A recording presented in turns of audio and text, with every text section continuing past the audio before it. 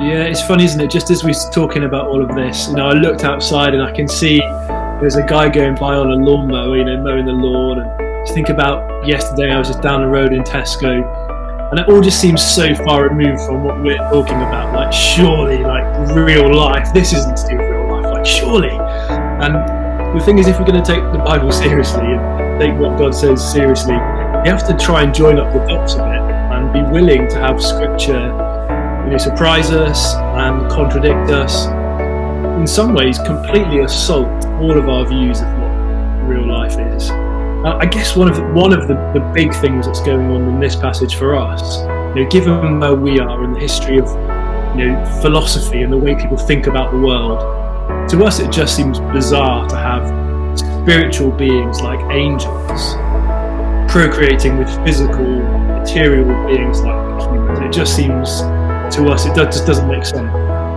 We have in our minds a very Greek philosophical, like a glass wall is built up almost between spirit and matter. You can never see those two things coming together in any way. And that's just how we think, and it's just not really that way in the Bible.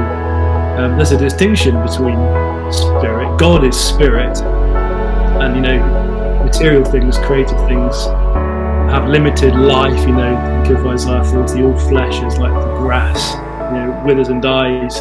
There is a distinction, but spirit and flesh can come together. In fact, they must. That's what the whole gospel is about, is when God the Son himself comes and takes human flesh. And that maybe should blow our minds even more than a passage like this, that God should unite himself to our humanity.